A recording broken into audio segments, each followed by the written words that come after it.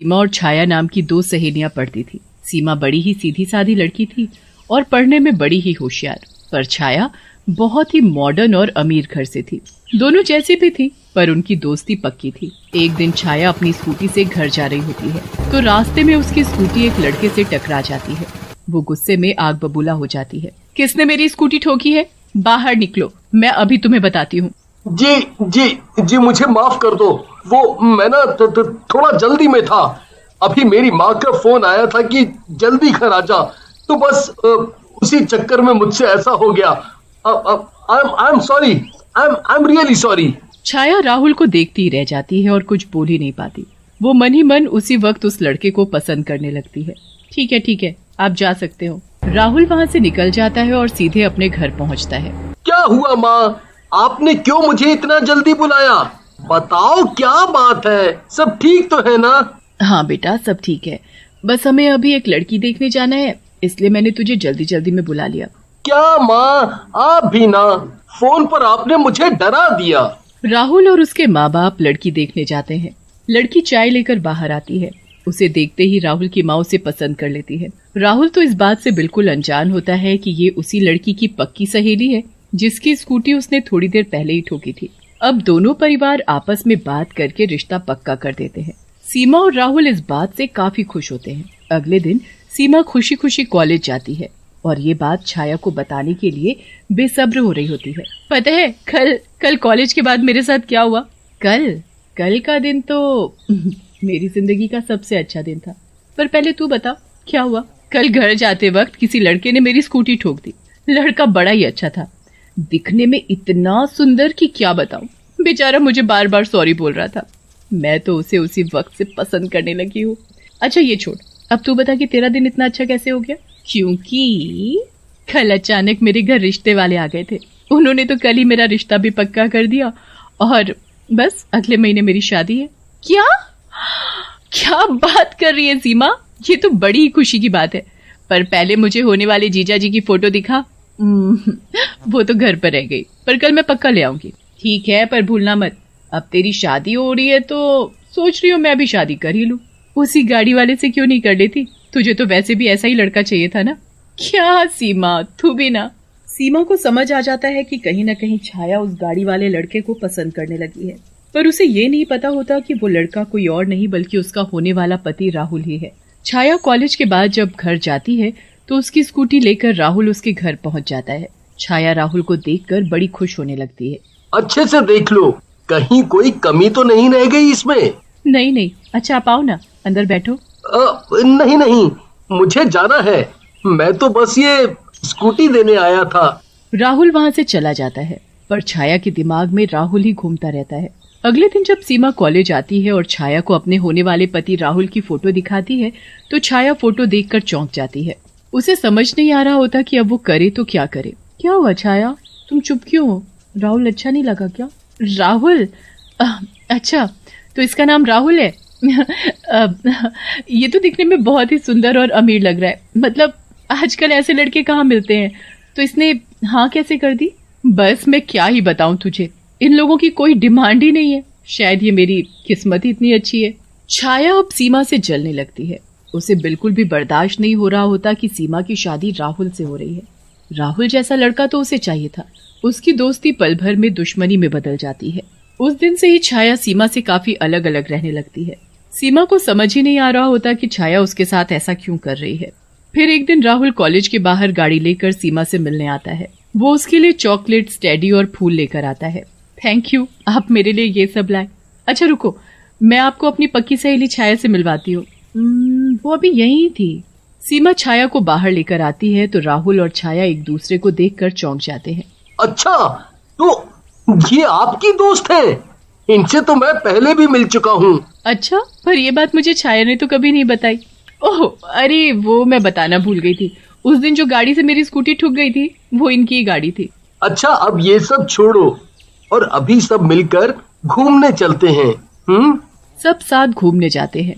राहुल सीमा का जैसे ध्यान रखता है, छाया को बहुत जलन होती है। इधर सीमा को भी सब समझ आ जाता है। कुछ देर बाद सब एक पहाड़ी वाली जगह पर घूमने जाते हैं। राहुल सबके लिए कुछ खाने को लेने जाता है। तभी सीमा छाया से बोलती है, सच सच बता, कि क्या तू अभी भी राहुल को पसंद करती है? मेरी उससे शादी हो रही है फिर भी?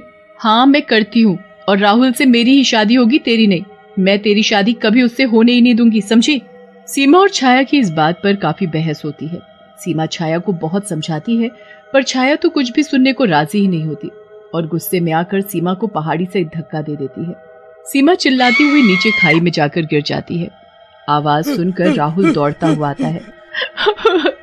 वो सीमा का पैर फिसल गया और जाने कैसे वो नीचे गिर गई। नहीं, ऐसा नहीं हो सकता। सीमा तुम मर नहीं सकती। सीमा की मौत के बाद से सबको सदमा लग जाता है। 2 दिन बाद शादी होती है।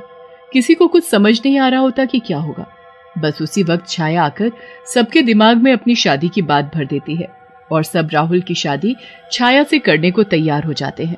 सीमा मरकर एक चुड़ैल बन जाती है और वहीं खड़ी सब सुन रही होती है। मैं ये शादी कभी नहीं होने दूंगी। इस छाया की वजह से मैं मर गई। अब मैं इसकी वजह से राहुल की जिंदगी बर्बाद नहीं होने दूंगी। 2 दिन बाद शादी का दिन आ जाता है। राहुल की बारात घर से निकलने को तैयार हो जाती है। राहुल घोड़ी पर बैठकर जाता है और बारात निकल पड़ती है। सीमा भी चुड़ैल बनकर राहुल के पीछे घोड़ी पर बैठ जाती है। चुड़ैल किसी को भी नहीं दिख रही होती और सब मस्त नाचते गाते बारात में मजे कर रहे होते हैं। थोड़ी देर में जब बारात छाया के घर पहुंचती है और छाया छज्जे से राहुल को देखने आती है तो उसे वो चुड़ैल साफ साफ दिखती है। चुड़ैल? ये चुड़ैल राहुल के साथ क्या कर रही है? कौन सी चुड़ैल छाया? क्या बोली जा रही है? चुड़ैल तो बस छाया को ही दिख रही होती है और किसी को नहीं। चुड़ैल अपना मुंह ऊपर करती है और छाया की तरफ देखकर मुस्कुराती है।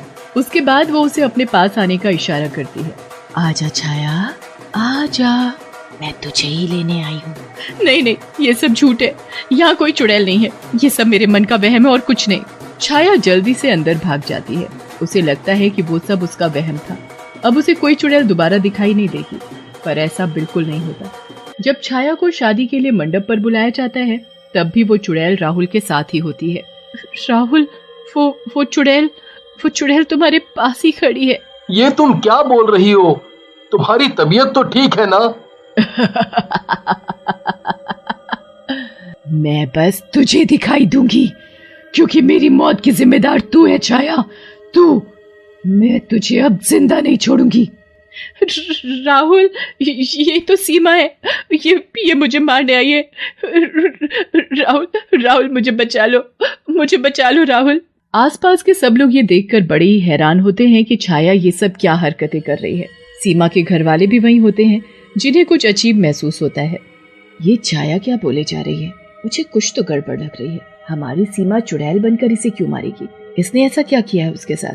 भगवान जाने ये क्या हो रहा है। चुड़ैल छाया की तरफ बढ़ने लगती है।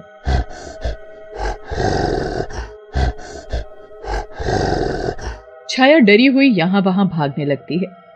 नहीं, तुम मुझे नहीं मार सकती सीमा। तुम जाओ यहाँ से। चुपचाप से मेरी और राहुल की शादी होने दो। मेरे और राहुल के बीच मत आओ। बीच तो तुम आई थी हम दोनों के, और अब तुम्हें उसकी सजा भुगतनी पड़ेगी। और तुमने मुझे मार डाला, ये बात भी मैं सबके सामने ला कर रहूंगी। मैंने नहीं मारा, तुमने मुझे गुस्सा दिलाया था इसलिए मैंने धक्का दिया।